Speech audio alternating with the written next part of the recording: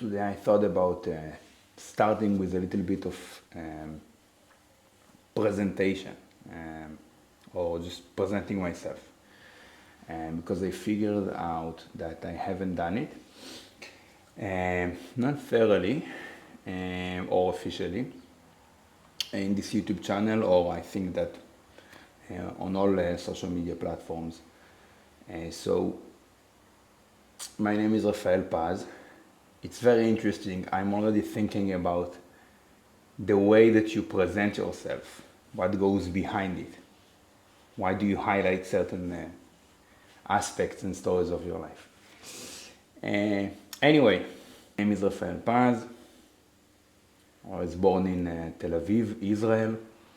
I'm married to Shira. So this year that's our 10th year together that we'll celebrate later on August. I'm a father to Sophia. Sophia is just over 3 months young right now, and she's bringing a lot of joy and happiness. I was raised in Tel Aviv as well. My parents are great parents, and they are divorced. They got divorced when I was 3 years old, 3 or 4, and I lived with my mom and my older sister. I have one sister, so we lived in Tel Aviv. We moved rentals, multiple rentals around town. I wasn't really in touch with my father in my younger years. I visited him once every other week, but the relationship wasn't that deep. We can both agree on, I believe. Maybe around 24 is where we really tried, both of us, to rebuild our relationship. And I was recruited like anyone else is. Army is mandatory in Israel at the age of 18. Was released at the age of 21 after 3 years. And that's a great experience for those who really can't wrap their minds about being recruited to the army and so on. You learn and you experience things that you wouldn't in any other lifetime, really. So that's quite insane. Here it's just the culture, right? But I think it's still quite defining and interesting, certainly. And in the army, I already knew that I was going to be a teacher. So I was a lieutenant there, and when I was a lieutenant, I already took the time that I had there, which was more about logistics and preparation with your equipment, etc. I took it towards teaching them something, bringing them something of high value, teaching them about habits, teaching them about taking care of their bodies and so on. Stuff that I just learned, but I was so inspired by. I wanted to share with other people. Like, I wanted other people to acknowledge the value in things that I experience. So I passed on the knowledge to them, and I already knew that I want to be a teacher, not necessarily of physical education, but a teacher. And I took the books of the course of physical education from someone who already finished the course prior to learn it on the bus on the way to the army, which usually is something that you will cherish for sleep. It's a time that you will cherish for sleep, to get a few extra hours in before army kicks in. But I learned on the way there, and when I was released from the army, I knew immediately that I'm going to the the first immediate class that I can, as soon as I can.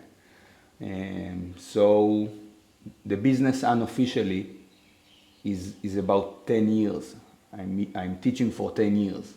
And if I'm honest with myself, the unofficial time is as important, if not more, than the official time that you were an entrepreneur or a teacher or just however you want to define it. Actually, the course, a lot of people take the course, a lot of people study a certain degree, but what defines you, I believe, is what you do outside of the format. Because everyone follows a certain format. Those who do the learning and the teaching afterwards, that separates them. Whatever you do beyond the scope of a certain format. So I've been doing this for a decade. I've been training for 12 years. I just took training. I skipped this part. Training was just a thing when I got recruited to the army. Before, I was a skater, skateboarding around for a few hours each day after school. That was my existence. And there was nothing strength oriented about me. Maybe besides the part of the practicing, which existed in skateboarding. But in the army, they took us to do some pull-ups at the end of, did I say lieutenant? I was a sergeant. I think that, just translating the words in my head, I got confused for a bit. Anyway, so they took us to do some pull-up at the end of the day, and it wasn't as good. And it sat on me for a while. I thought, I need to spend some of my free time doing some pull-ups probably, so I'll be better for the next time. And so I did, like at the end of each day, just few, let's say I had a cap. I wanted to hit 15 pull-ups. How many sets it will take me, I will do it. And I did that daily, and that, one few set of pull-ups a day grew to a few sets of push-ups a day, and then multiple variations of push-ups, and then multiple times a day before lunch and dinner. And that grew to a designated time for training. And that grew, to something that already people knew that I was doing. They acknowledged me as someone who trains, the one who trains. And so that gave me another boost of confidence. And because people saw how the strength I gained, the muscle mass I gained. And I had a membership at the gym and started training, and I was always strength oriented. And so I had the power lifts and barbell overhead press and barbell bent over rows. I always had like a one main movement to hit for the muscle group that I was training, because we all started with kind of bodybuilding training, right? So if it was back day, bent over rows, barbell bent over rows, my thought was what is the most compound heavy exercise that I can start the workout with? Thereafter, I will follow it with a few other exercises. I learned some weightlifting. I learned some CrossFit. Through CrossFit, I got exposed to bodyweight exercises, and they really challenged me. They really humbled me. I had a few plates on the squat, but I couldn't do a single bodyweight squat. And which was, it really humbled me, as I said. So I just developed more practice around the bodyweight stuff and ring muscle ups, and I was shaking on the rings, on the dips, and I was expecting more out of myself. And then it wasn't as sharp of a transition. Like, I don't like CrossFit or weightlifting or bodybuilding. I'm doing calisthenics. There's no value in the stuff that I did prior to that. No, it was just I pieced more exercises of body weight to my existing CrossFit mishmash routine that I had, to the point where I was so challenged and developed by the bodyweight practice that I made more of that what I devoted my time for. And so in 2016, that's when I really had a full-on calisthenics, gymnastics, strength and mobility program. Full on. I might had a few dumbbell, kettlebell, barbell exercises there, but it was no longer the main thing. It was maybe to support the calisthenics, gymnastics training, or just as a means of lower body training as I pursued bodyweight skills like handstand push-up, handstands, planche front lever, one-arm chin-ups, the main stuff, the A-level skills. And here we are. So that's a little about me. That's Refael.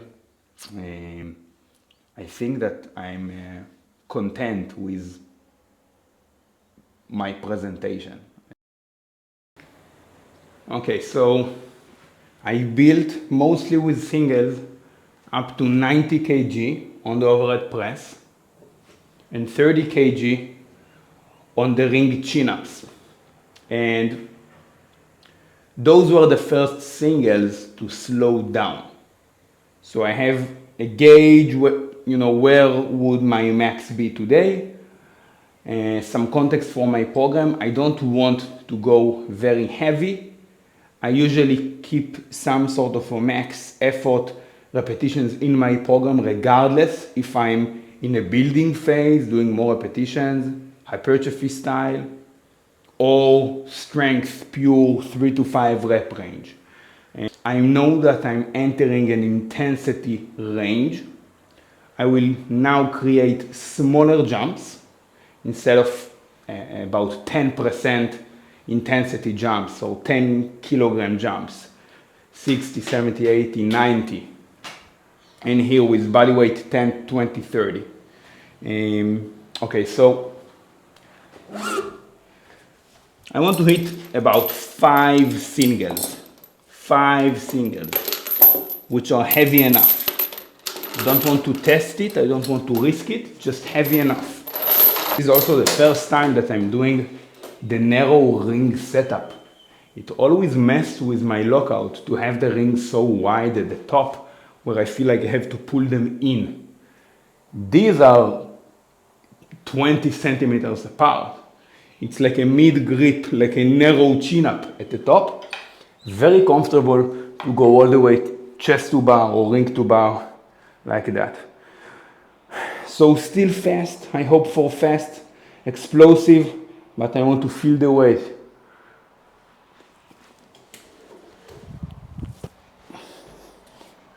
Okay, nice.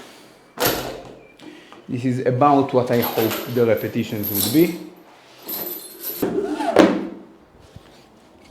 Whenever I feel that the repetition slows down, so hopefully as I ramp up the intensity, my nervous system activates to the same degree and keep the task up to par. Whenever suddenly that additional bump in intensity results in a significant decrease in speed, you know that that's the limit for explosive repetitions that day. Whereas if I bump the weight up and the speed persists, I know that I can keep going for another single. I'm aiming for 5 singles, so let's say if the reps do not maintain their speed, their technical efficiency, I want them to be smooth today, then I will just keep the weight across. I will maintain the 92.5. This is already 90% of my 1 rep max, with the overhead press at least. With the chin-ups, it's still not there, but this is 90% of my 1 rep max. It means that I'm already at that max effort intensity range. Anything 90% and up is heavy enough for singles to build that explosive, absolute strength motor pattern.